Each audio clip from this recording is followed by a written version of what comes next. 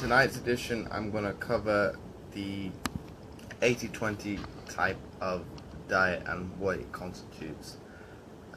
It's basically looking at eating healthily, looking at splitting it, eating 80% of the time, eating clean, to term of eating healthily more specifically, and allowing yourself to treat yourself the other 20% of the time.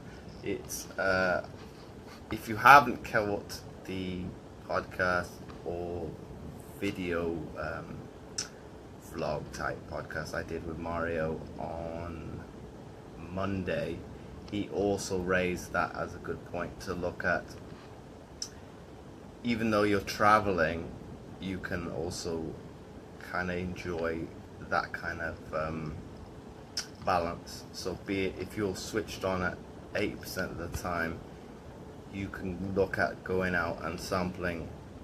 Obviously for him, he's in different countries throughout the year, so be it he used an example of eating sandwiches in Portugal, having British breakfast, which I don't think is anything to boast about, other ones, and just sampling the local cuisine and not worrying about obviously going above your macronutrients for that particular moment, because you 80% of the time you are bang on.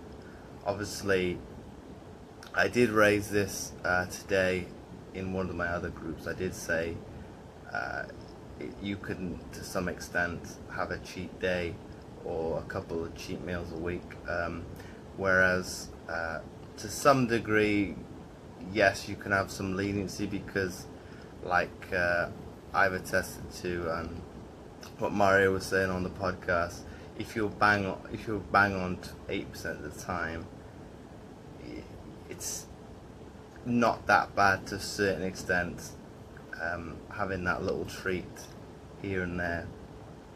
Obviously Layne Norton brought this up with his podcast, that to some degree, if normally when you associate a cheat meal, it's with type of bro science kind of diet, and obviously they're gonna stick to it. Obviously, well, say for example they'd have the cheat meal on a Sunday, for example. Obviously they'd be bang on for it for the Monday to Saturday. Obviously they're gonna have that cheat meal, whereas he said there was scientific evidence that looked at it, that kind of dieting as opposed to flexible dieting, and what was surprising from the results was, if you were dieting like that, you're going to have 3,000 more calories from that one meal, as opposed to if you were flexible dieting and you spread it across the week.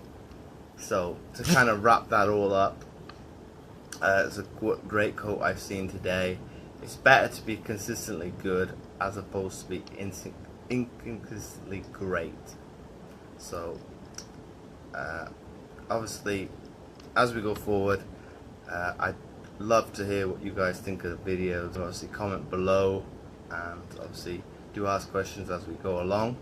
And until next week guys, I will see you then.